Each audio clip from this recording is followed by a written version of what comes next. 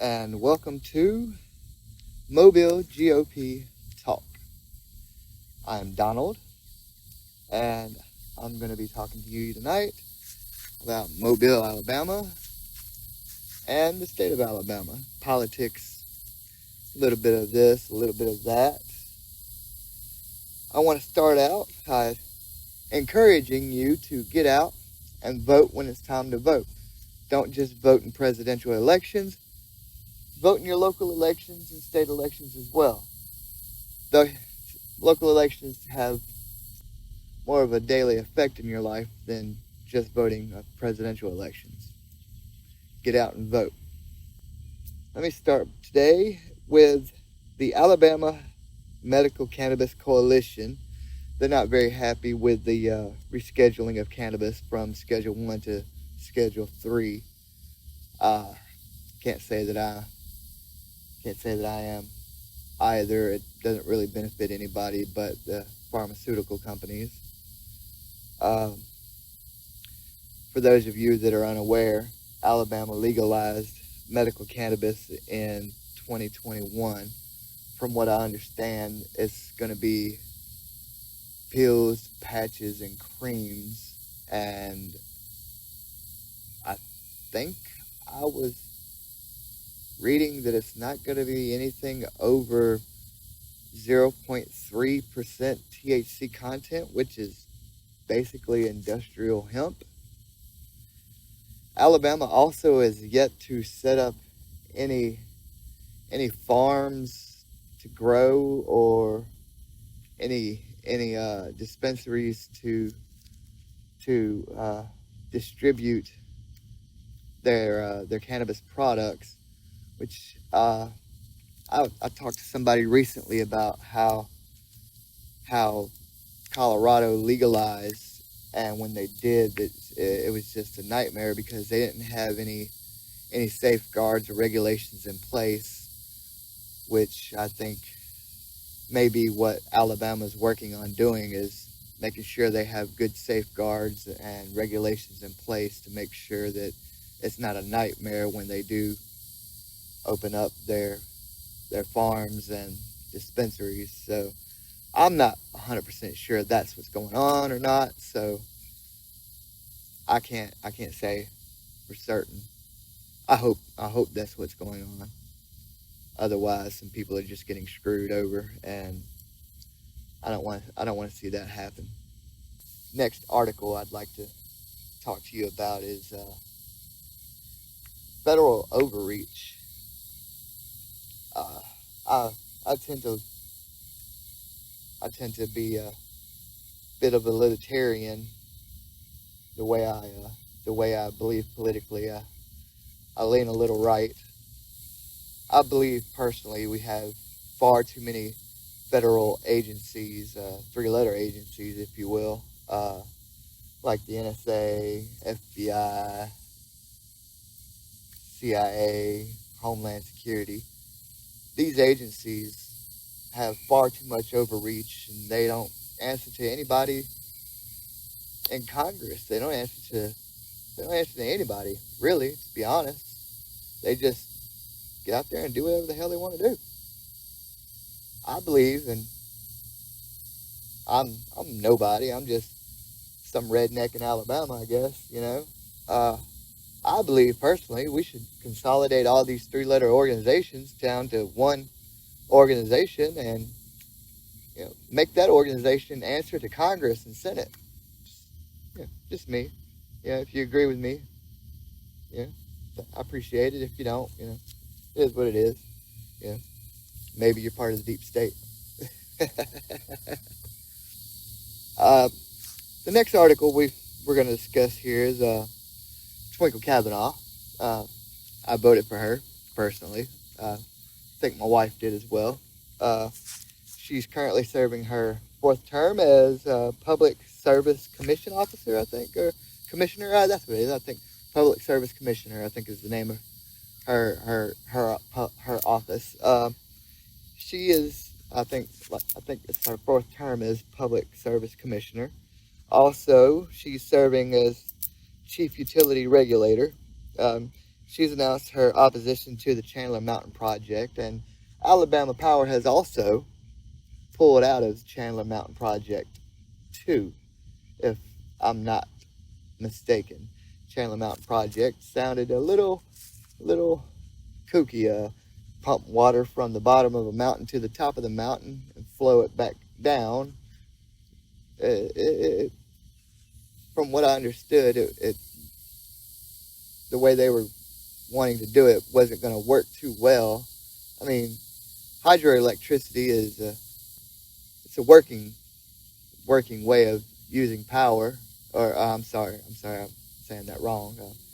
Hydroelectricity is a very useful way to create electricity. But this particular project, from what I read, was not set up to work properly. That's why Alabama Power pulled out, from what I understand. And it's also why Twinkle Kavanaugh opposed the Chandler Mountain Project.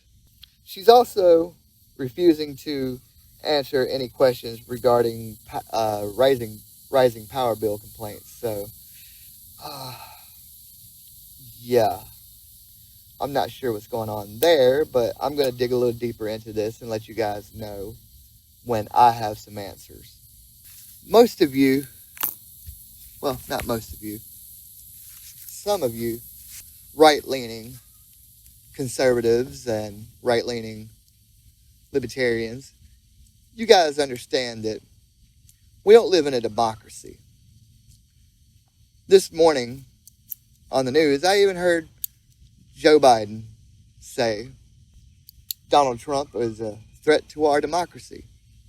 I've heard Republicans say that Joe Biden is a threat to our democracy.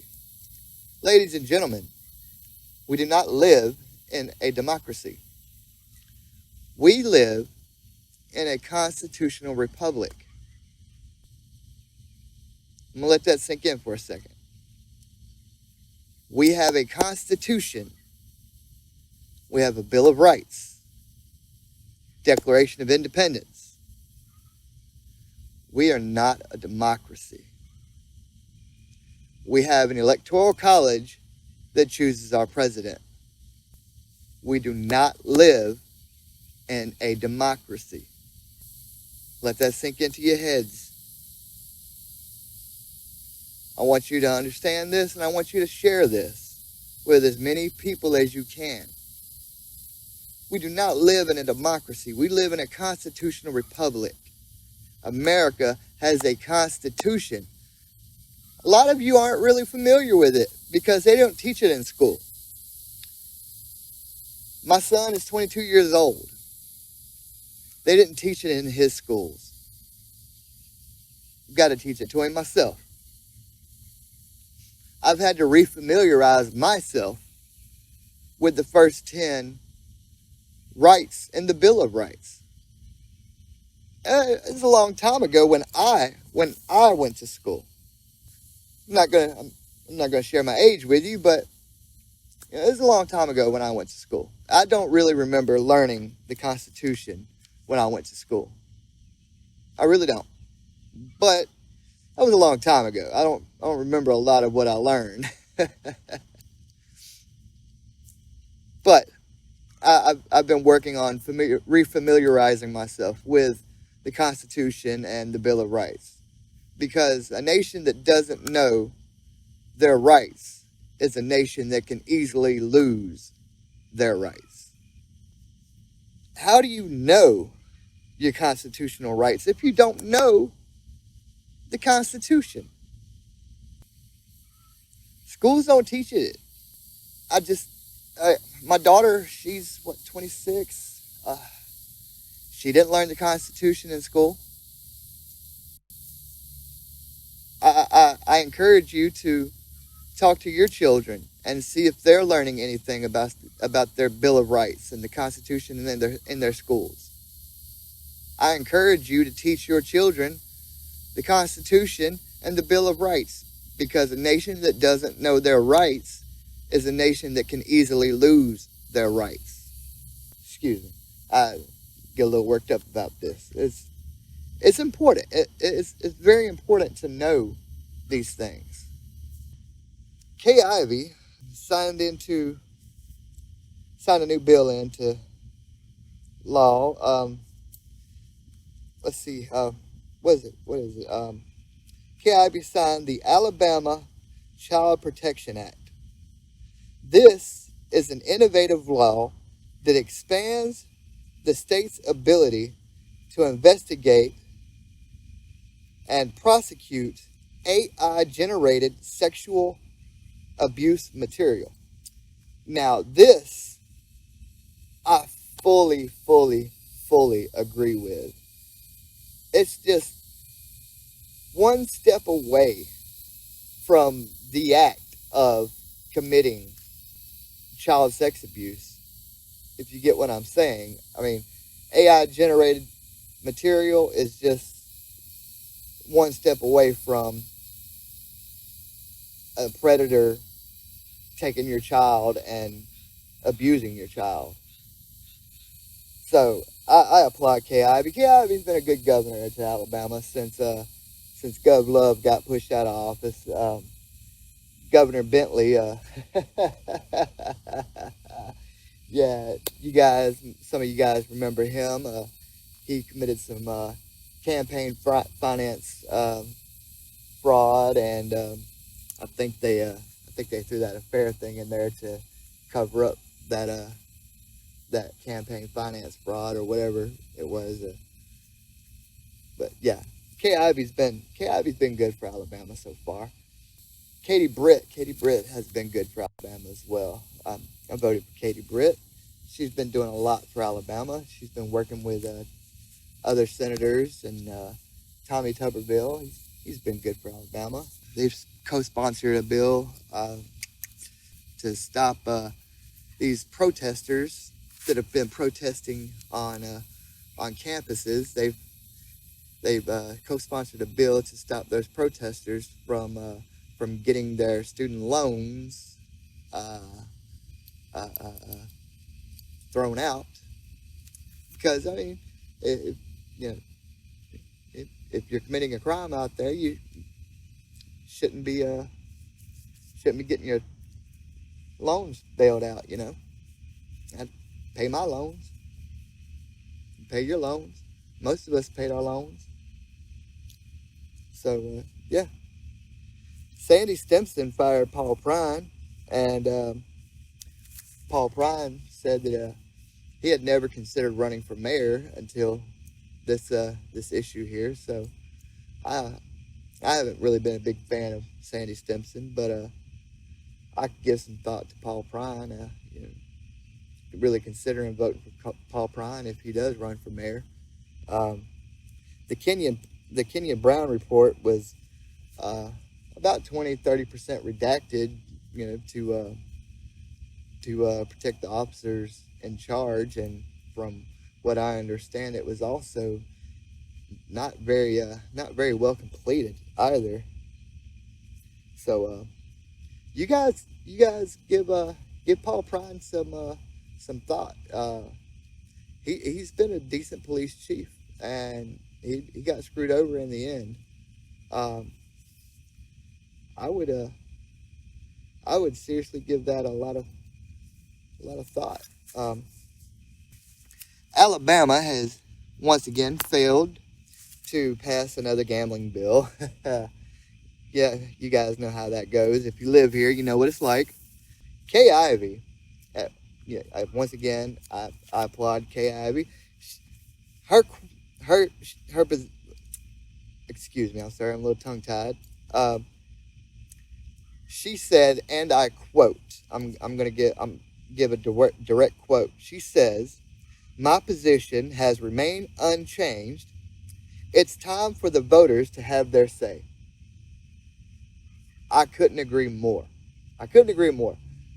It should be up to us in the state to vote whether we should have gambling in the state or not. it shouldn't be up to politicians and all that to vote for gambling in our state. It should be up to us to vote. It should be up to the people. Speaker Ledbetter, House Speaker Ledbetter, says that he expects illegal gambling to get much worse than it has been. You know how it is. We've got a little illegal gambling in the state. Come on. But I mean, for the most part, anytime I want to gamble, I ride over to Mississippi because it's just right there, or I hop down to Pensacola because it's right there. I mean, most of us do. I mean, and most people I know, if they want to go to the casino, they go to Mississippi, or go to Biloxi. I mean, or until Mississippi legalized the lottery, we'd ride down to Pensacola and we'd get scratch offs and Powerball tickets until what, like 2 years ago, I think, when Mississippi legalized the lottery. I forget when it was, but it wasn't long ago.